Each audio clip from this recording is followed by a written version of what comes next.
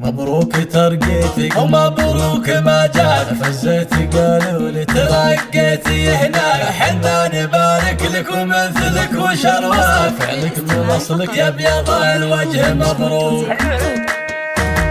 جتنا البشاير كنها شم خليم، مصدرها طيب وميرادها طيب، مبروك الترقية عميد المواجيب، كل القصايد في محمد تدله، اليوم يوم المجد والراس ضربان، والفكر يقدح بالبيوت القوية، في حفل غالينا محمد عالي الشان، هو يوم تخرجه من العسكرية،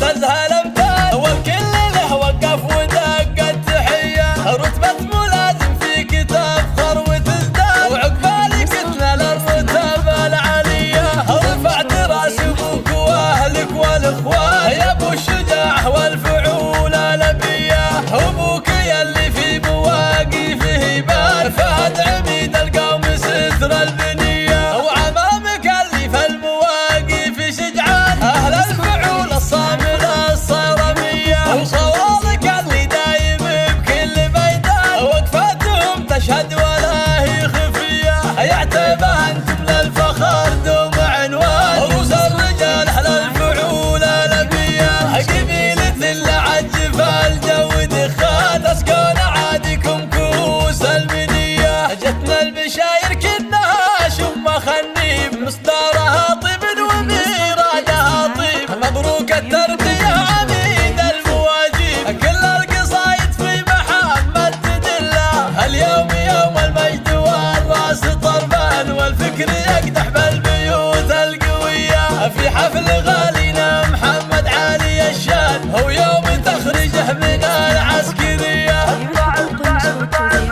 خريج ضابط نجمته تزهى الامثال، والكل له وقف ودق التحية، رتبة ملازم فيك تفخر وتزداد، وعقبالك تنال الرتب العالية، رفعت راس ابوك واهلك والاخوان، يا ابو الشجاع والفعول الابية، ابوك يلي في مواقفه يبان، فهد عميد القوم ستر البنية، وعمامك اللي في المواقف شجعان، اهل الفعول الصامل الصرمية، وخوالك اللي دايم بكل ميدان، وقفاتهم تشهد ولا هي خفية، يعتبى انتم للفخر دوم عنوان، رؤوس الرجال اهل الفعول الابية، قبيلة اللي عجف الجو دخان، تسكن عادكم كؤوس المنية. لدى استوديو زين الليالي.